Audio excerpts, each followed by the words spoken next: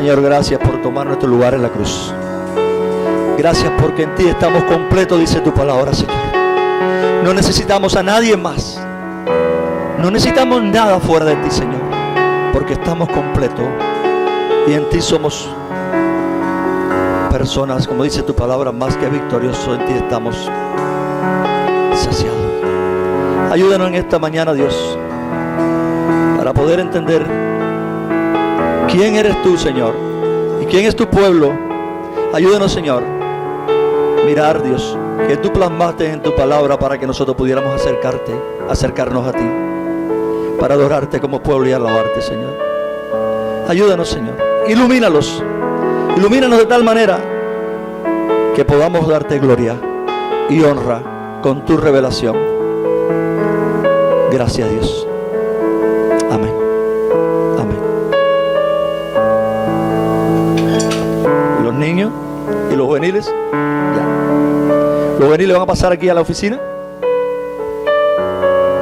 Los niños.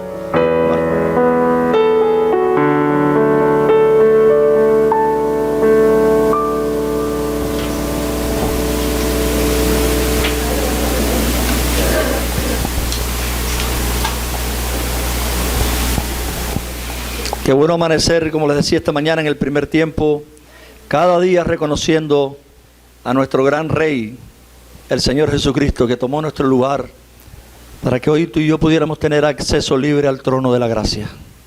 Qué bueno amanecer inundado de gratitud por esa persona gloriosa, esa gran persona gloriosa que no hay nadie como Él, que ha hecho un intercambio, ha cogido tu pecado y el mío, y nos ha regalado su justicia para que hoy pudiéramos estar delante del trono de Dios. Pudiéramos amanecer cada día diciéndole gracias, Señor. En vez de pedirle, deberíamos amanecer agradeciéndole antes que nada. Qué bueno, ¿verdad? Y como que hemos estado en esta serie de estudios sobre la adoración, yo quisiera en esta hora también continuar. Nos quedan 2 estudios más y vamos a estar compartiendo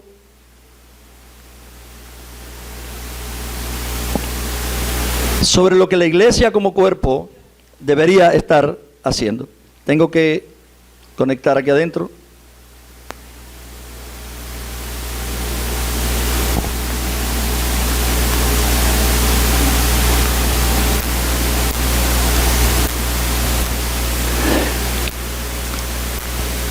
En Marcos capítulo 12, versículos 29 y 30, si quieren no lo busquen, es algo muy conocido, pero en Marcos 12, 29 y 30, un intérprete de la ley se le acercó al Señor para preguntarle cuál es el más grande de los mandamientos, y el Señor le respondió: el primer mandamiento de todo es: oye Israel, el Señor nuestro Dios, uno es, y amarás al Señor tu Dios con todo tu corazón, y con toda tu alma, y con toda tu mente, y con todas tus fuerzas. Ninguna facultad humana queda excluida, hermano. Y ninguna debe involucrarse a medias. Porque la palabra que predomina es toda. Con toda, como dice, con todo tu corazón, con toda tu alma, con toda tu mente y con todas tus fuerzas. Nada o ninguna de nuestras facultades debe quedar a media. Y lo que podemos estar mirando es que en nuestra facultad, todas las facultades que el Señor nos ha dado deberían estar presentes, activas totalmente en la adoración a Dios como pueblo de Dios. Y lo que Dios pide de nosotros es todo, todo. Y el tema que quiero compartir en esta mañana es el papel que juegan las diversas facultades que tenemos nosotros los hijos de Dios, las personas, para adorar a Dios en el culto de adoración al gran Rey. Ese es el tema que vamos a ver, el papel que juegan las diversas facultades. Y como vimos en la conversación del Señor Jesucristo con la mujer samaritana, ahí en el capítulo 4 de Juan, en otras semanas, es decir, semanas atrás cuando hablábamos de estos temas, Dios requiere que le adoremos en espíritu y en verdad. Eso es una verdad que está ahí declarada, no es lugar, sino es esencia, en espíritu y en verdad. Y eso significa, como estuvimos viendo en la serie, en parte que nuestro ser interior, lo que somos como personas, debe responder apropiadamente a la verdad revelada por Dios. Tú y yo, todo lo que somos, nuestro ser interior debería responder apropiadamente a la verdad revelada de Dios. O de lo contrario, estaríamos llevando a cabo un ritual externo y nada más. O todo nuestro ser está involucrado en esa adoración a Dios, o estaríamos haciendo un ritual externo y nada más. Ahora, en la verdadera adoración, es decir, en la verdadera adoración es nuestra persona la que está rindiendo tributo a la persona de Dios. Y eso implica la involucración de todas nuestras facultades personales en el culto. Por eso hemos estado hablando, hermano, de que aquellas cosas que obstruyan, como el teléfono, aquellas cosas que le hagan daño a uno de los hermanos para que esté concentrado en su mente, su emoción, su corazón y todo, hermano, deberían ser paradas. Porque obstruimos la adoración a Dios. Entonces, mis hermanos, veremos nuestra respuesta a Dios en adoración. Como decía mi hermano Yosnay, el pueblo está ¿para qué? Bueno, de una manera muy simple decimos para adorar. Pero el pueblo está para responder intelectualmente a Dios, el pueblo está para responder emocionalmente a Dios y para responder estéticamente a Dios en su culto.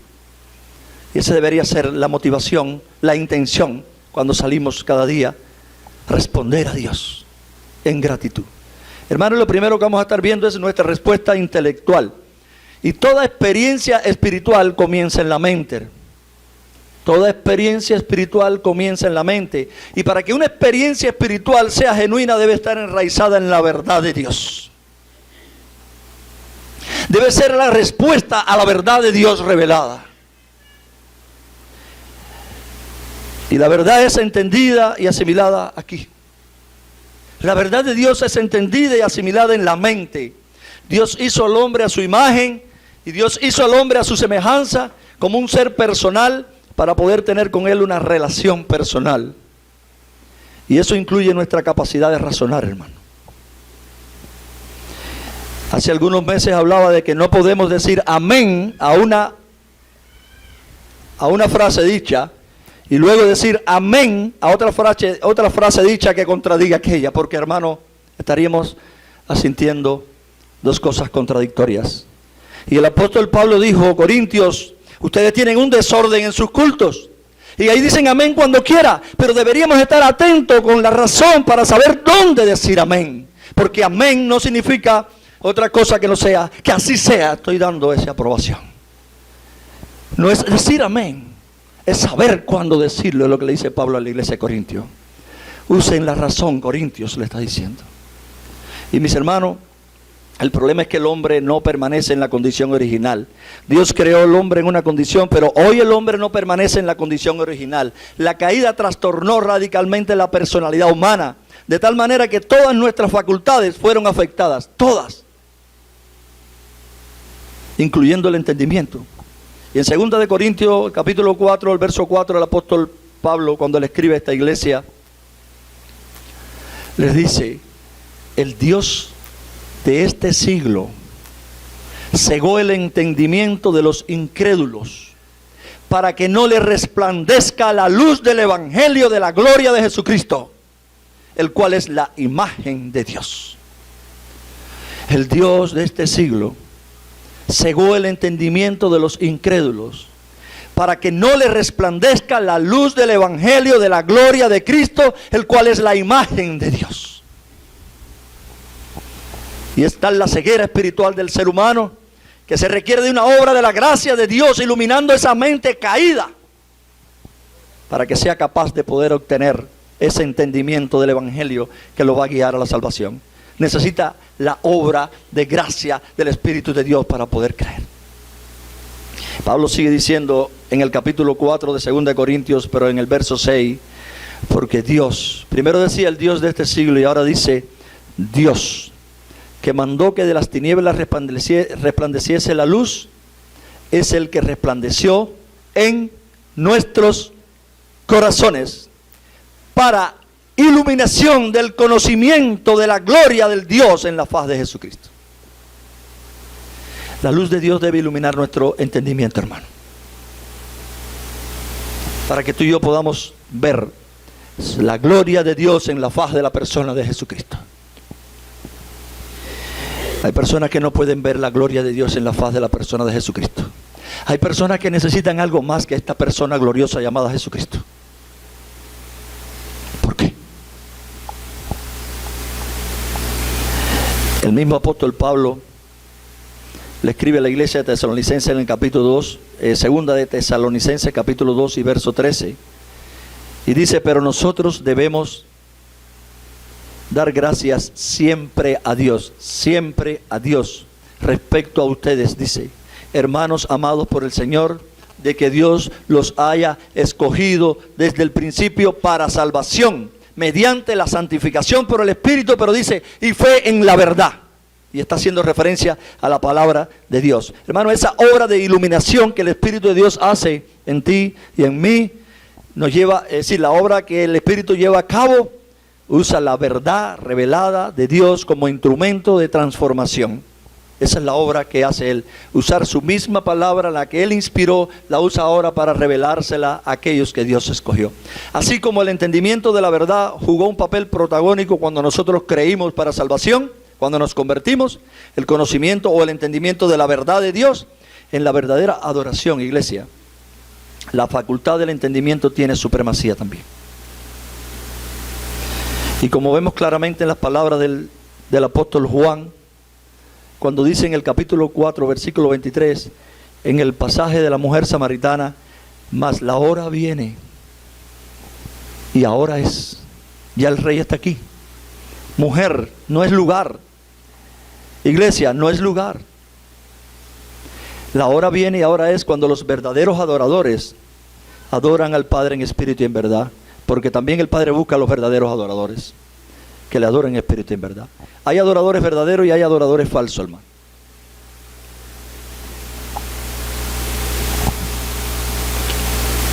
Y esa es la implicación del pasaje.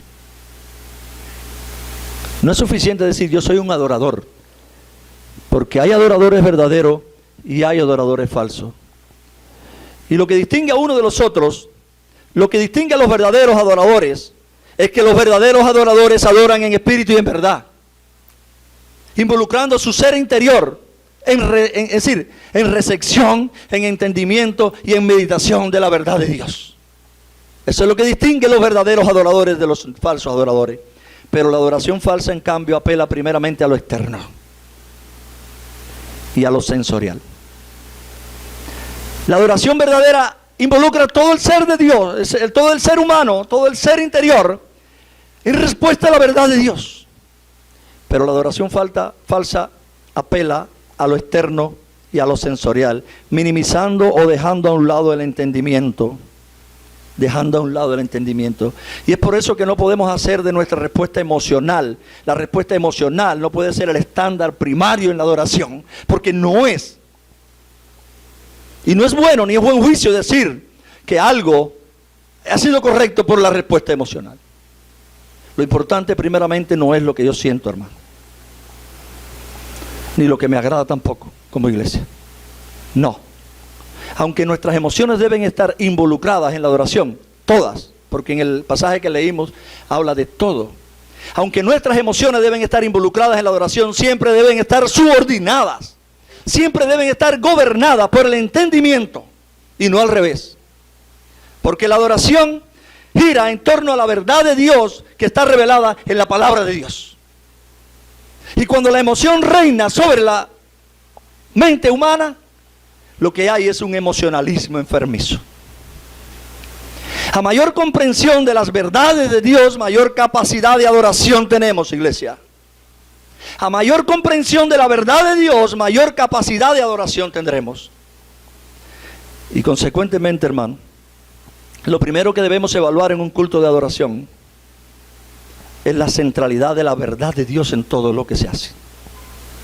Iglesia, líderes, todos, y les decía a los que estuvimos dando talleres sobre culto de adoración, lo que primeramente debería evaluarse en un culto de adoración es si la palabra de Dios es el centro o es la palabra y los anhelos de los hombres. Porque se adora en la misma medida en que la verdad de Dios es proclamada y entendida. Se adora en la misma medida en que nosotros respondemos apropiadamente a la verdad de Dios. Y pensemos en los cantos. La calidad poética de los cantos es importante. Porque si no fuera así no cantaríamos, leeríamos en prosa. Pero también es importante la melodía que acompaña los cantos. Pero hermano, quiero que sepan que el estándar final para juzgar un canto no es ni la calidad poética ni la melodía. No, sino la verdad que tiene el canto. La verdad que posee, la verdad que transmite. Porque la música y todo lo que tenemos, hermano, es un vehículo que transmite una verdad al corazón del pueblo de Dios. La calidad poética y la melodía pueden contribuir a que nosotros recibamos la verdad que el canto proclama con claridad y con fuerza, de una manera que la recordemos. Pero la calidad poética y la melodía de un canto de adoración no son el fin en sí mismo, hermano. Son el vehículo para lograr un fin. ¿Y saben cuál es el fin? Proclamación efectiva de la verdad de Dios. Si este vehículo no carga la verdad de Dios para que llegue al corazón del pueblo de Dios, el vehículo ha montado algo diferente. Y ese es el énfasis de Pablo en las dos referencias al canto que encontramos en la palabra de Dios. En la carta a los Colosenses, capítulo 3 y verso 16, el apóstol Pablo, inspirado por el Espíritu Santo, le dice a la iglesia: que la palabra de Cristo more en abundancia en vosotros. Que viva en abundancia en vosotros. Y dice, ¿qué hace cuando la palabra mora en abundancia? Dice, enseñándonos, exhortándonos unos a otros en toda sabiduría, cantando con gracia en vuestros corazones al Señor, con salmos e himnos y cánticos espirituales. La palabra mora en abundancia. Está explícito. Que more la palabra en abundancia. Pablo nos exhorta a procurar una morada abundante de esa palabra en cada uno de nosotros, hermano. Y luego añade 3 participios, hermano, que expresan la manera en cómo esto es posible: enseñando, exhortando y cantando. Y en otras palabras, al cantar, cada vez que nosotros cantamos deberíamos estar enseñando y exhortando con la palabra. Porque si no, lo que estamos entreteniendo con ella. Tenemos pocos minutos, hermano. 2, 3 horas tal vez. Un estudio, un culto. Hermano, no podemos desperdiciar el tiempo cantando algo que no lleve una verdad al corazón del ser humano. No podemos desperdiciar el tiempo transmitiendo algo que no diga nada. Porque necesitamos cada día dar un paso más como adoradores de Dios, como conocedores del Mesías. Así que al participar del culto público, iglesia, debemos hacerlo con la conciencia de que a la vez que estamos exaltando a Dios y a la vez que estamos dándole gloria a Dios, estamos enseñando, estamos redarguyendo, estamos corrigiendo, estamos instruyendo a los hermanos en la fe por medio de los cantos, por medio de todo lo que vamos a estar haciendo. Pero eso solo puede ser llevado a cabo, y estoy refiriéndome a los cantos, solo puede ser llevado a cabo con cantos que sean teológicamente sanos y ricos en un contenido bíblico. Y hermano, quiero que esta frase por lo menos no se les olvide. Una verdad que no es entendida y una verdad que no es meditada es una verdad que no es aprovechada. Por tanto, si lo que usamos para transmitir la verdad no es meditada y entendida, la verdad no es aprovechada. Y si esa obra de la verdad en nuestros corazones no puede, sin esa obra aprovechada en nuestros corazones, no puede haber una adoración verdadera en el sentido del término, como el Señor lo dice. Y tan pronto apagas tu mente en el culto, apagas el generador de la verdadera adoración. Parece como que hay una fuerza que está penetrando dentro de la iglesia para que se apague la mente. Porque cuando se apaga la mente ya no hay una verdadera adoración. Porque la facultad del entendimiento es la ventana a través de la cual nuestro ser interior es iluminado. La facultad del entendimiento es la ventana a través de la cual nuestro ser es iluminado con la gloria de Dios para que nosotros podamos adorarle en espíritu y en verdad. Pero no solo venimos a adorar a Dios con nuestro intelecto, no solo venimos a adorar a Dios con la mente, con la razón, sino también con la conciencia. Y el segundo punto que vamos a estar mirando en esta hora es la respuesta emocional en el culto de adoración. Y por haber sido creado a la imagen de Dios, no solo somos criaturas que piensan y actúan, sino también criaturas que sienten una gama muy variada de sentimientos y emociones. Eso somos nosotros. Y que juegan un papel importante en nuestras vidas porque interactúan con nuestra mente, con nuestra voluntad en todas las decisiones que tomamos. Pero, como mismo el pecado trastornó nuestro entendimiento, así también trastornó nuestras emociones. La caída afectó al hombre, al ser humano. Y su parte emocional está afectada también, hermano. Así que, mis hermanos, trastornó la parte emocional de tal manera que el pecador se siente atraído hacia aquello que lo daña y el pecador rechaza aquello que es bueno. La Escritura habla de que le dicen bueno a lo malo y malo a lo bueno, porque la parte emocional ha sido dañada. Sentimos atracción emocional por aquello que es malo. Pero cuando el Espíritu Santo obra en nosotros la regeneración, que es cuando coge un corazón de piedra y lo cambia y pone uno de carne, capaz de responder al Evangelio, lo que pasa es que abre nuestro entendimiento para que tú y yo podamos comprender la verdad de Dios. Nunca podrás comprender la verdad de Dios sin la obra de iluminación del Espíritu Santo. Y eso es lo que hace el Espíritu Santo, abrir nuestro entendimiento para comprender la verdad de Dios y tener una perspectiva correcta de las cosas de Dios. Pero esa obra no se limita a la facultad de la mente solamente. Somos personas completas a la vez que entendemos y a la vez que sentimos, hermano. Por ejemplo, si habláramos del arrepentimiento, no se trata simplemente de un análisis frío de nuestras transgresiones. Para muchas personas, cuando hablamos de arrepentimiento, es analizar de una manera muy fría: soy un pecador. Repite conmigo. No.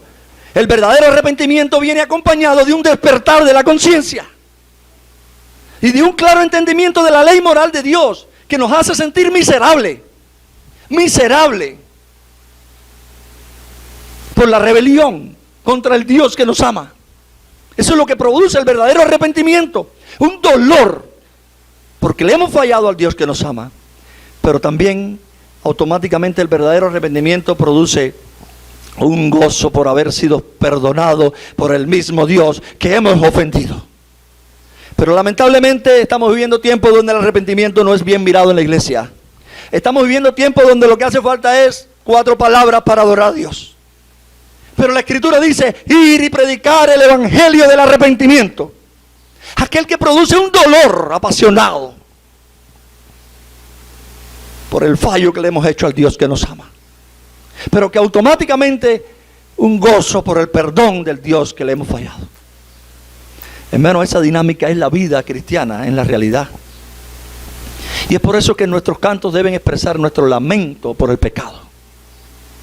Deberíamos expresar lamento por el pecado, porque el pecado me separó de ti, Dios. Pero también debería expresar nuestro gozo por el perdón. Gozo por el perdón, reconciliación con Dios debería expresar nuestros cantos y nuestro anhelo de crecer en la obediencia de ese Dios que amamos porque nos amó primero. Y es lamentable que muchas iglesias curan con tanta liviandad el sentimiento de culpa. En el Antiguo Testamento hay un pasaje que dice: estos curan con liviandad. Hubo un tiempo cuando las personas que se quemaban le pasaban para arrancarle todo, hermano. Tal vez uno desde afuera emocionalmente dice: mira, para eso que abusador. Pero bueno, según escuché la teoría de aquellos tiempos, no sé si hoy está contraindicado, pero le decía: si te dejan todo eso así, te pudres. Pero hoy en las iglesias ha entrado la misma tendencia a curar con liviandad y decir paz, paz, cuando no hay paz, como dice el Señor. Por temor a que se molesten. No, es que tú y yo tenemos que molestarnos por el pecado que nos separó de Dios, por el pecado que le costó la vida al Señor Jesucristo. Pero también dale gracias a Dios por el perdón que Él nos regala. Esa dinámica no se puede perder. Si olvidamos la primera, nos volvemos arrogantes, orgullosos. Y si olvidamos la segunda, nos quedamos desesperados en el hoyo. Hermano, es lamentable, como les decía, que muchas iglesias curan con tanta liviandad el sentimiento de culpa, minimizando la gravedad del pecado y obviándolo por completo. No les gustan oír que somos los pecadores, que fuimos los culpables de que Jesús estuviera en la cruz. Y muchas veces lo que se dice es para que la gente no se sienta tan cargada y abrumada por el peso, hermano. ¿Saben cuál es el problema de esta mentalidad? El problema de esta mentalidad es que al hacer esto están eliminando también la posibilidad de experimentar un verdadero gozo en la adoración de Dios. Y el gozo genuino no se produce a través de un proceso de manipulación de ninguno de los que se paran aquí adelante. Porque el gozo genuino es el fruto del Espíritu de Dios en la vida de las personas. Por tanto, el gozo genuino no se puede producir por el proceso de manipulación emocional, sino a través del entendimiento de la verdad de Dios produce ese gozo. Y muchos se toman a la ligera el pecado, hermano, y en consecuencia hacen lo mismo con el mismo Señor, con el mismo Salvador. Pero aquel que ha estado delante de su Dios, y quisiera que pudiéramos pensar en esta frase que vamos a estar hablando. Aquel que ha estado delante de su Dios y se ha visto culpable delante de Dios y se ha visto condenado aún con las mejores obras que podamos hacer, que se ha visto con la soga al cuello, llora de alegría cuando recibe el perdón de Dios. Pero ¿saben por qué muchas veces no podemos expresar alegría al Señor? Porque no nos hemos visto tan condenados por la ley de Dios. Y tenemos que recordar que Jesús le dijo a la mujer, el que mucho ama es porque mucho se le ha perdonado. Y a menos que tú y yo nos demos cuenta de todo lo que Dios nos ha perdonado, no vamos a brotar en adoración como iglesia. Vamos a tener siempre una adoración fría y mediocre.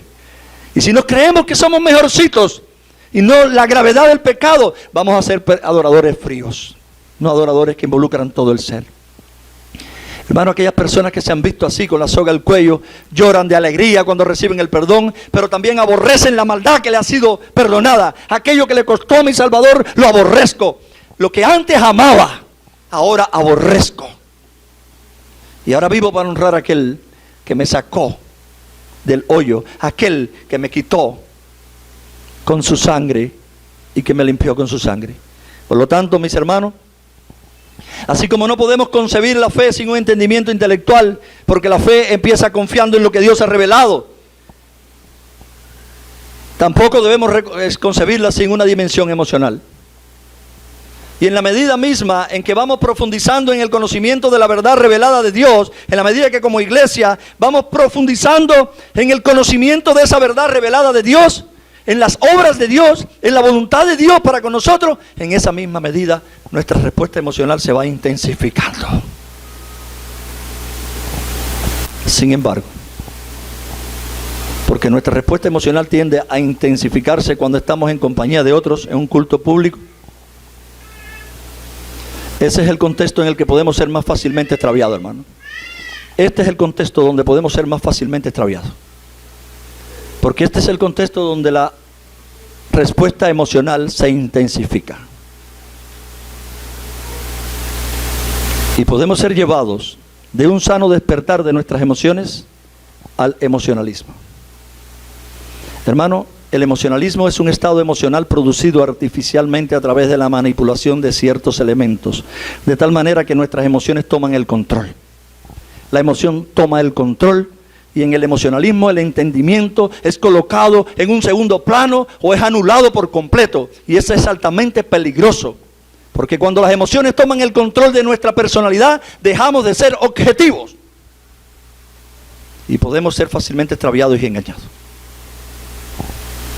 El emocionalismo puede guiar a una persona a una profesión de fe adulterada, a una profesión de fe falsa, a una profesión de fe engañosa, e incluso puede anestesiarlo de tal modo que se sienta satisfecho con la condición y venga a ser inmune a la real demanda del Evangelio. Se siente satisfecho en la misma condición que tiene y ahora no siento la presión de la demanda del Evangelio. El autor Carson dice: el falso emocionalismo actúa como una droga que embota los sentidos, dice este autor. El falso emocionalismo actúa como una droga que embota los sentidos, aun cuando parece estimularlos. De modo que el adicto, el que está buscando ese emocionalismo, necesita dosis más frecuente y más fuerte. Una persona con esta adicción llega a una iglesia que no tiene esta adicción y empieza a decir: está todo muerto. Porque tú estás adicto a algo que necesita una dosis más grande cada día para poder estar emocional. Hermano, y este es un mal que debe ser evitado a toda costa. El emocionalismo se opone a la verdadera adoración, hermano. Pero la sensación que produce es tan real que la persona que lo experimenta puede estar confundiéndolo.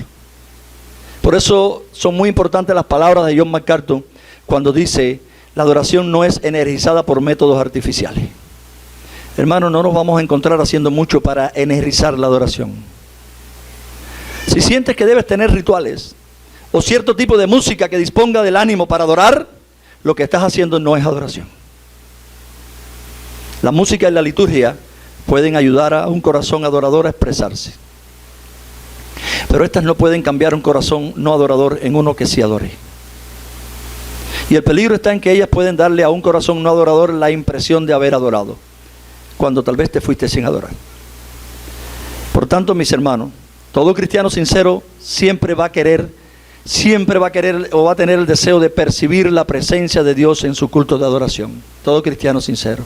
Pero ese deseo genuino, sin la debida instrucción, deja a los cristianos a expensas de ser manipulados por la habilidad de uno que dirige cultos o de uno que predica. Y eso no quiere decir que estemos negando la involucración de nuestras emociones, porque una adoración sin emoción es una adoración sin corazón. Pero la emoción está sujeta a la razón. Y es lo que vemos en toda la Escritura. No reina sobre la razón. El sano despertar de las emociones es producido por la verdad de Dios, hermano. No porque alguien manipule, ni porque un predicador, ni porque uno que dirija la música manipule. El despertar de un corazón es producido por la revelación de Dios. Siempre los grandes avivamientos fueron el despertar del pueblo de Dios a la revelación de Dios. Nunca la manipulación de un hombre. Y hermano, eso nos lleva una vez más a la centralidad de las Escrituras en la adoración. Porque esos afectos verdaderos que brotan de la fe solo pueden ser producidos por la obra de ese Espíritu de Dios que vive en el pueblo de Dios. Y todo lo demás no es otra cosa que manipulación y emocionalismo, hermano. La palabra de Dios es viva y eficaz y produce aquello que Dios quiere que produzca. Es la palabra donde dice: santifícalos en tu verdad. Y la palabra santifícalo es: ayúdalos en el proceso de santificación con tu verdad. Y la adoración que agrada a Dios y la adoración que edifica a su pueblo tiene luz, tiene calor, tiene ortodoxia, tiene entusiasmo, tiene entendimiento, tiene celo, tiene pensamiento, pero tiene emociones también. Y la tercera cosa que vamos a estar mirando hoy de las facultades es la respuesta estética.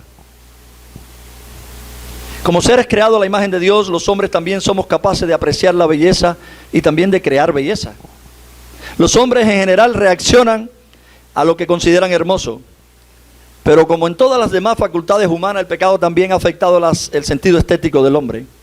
Y eso lo podemos ver en el hecho de que los incrédulos pueden disfrutar de una buena obra artística sin darle la gloria a aquel que dio la capacidad para que esa persona expresara el arte.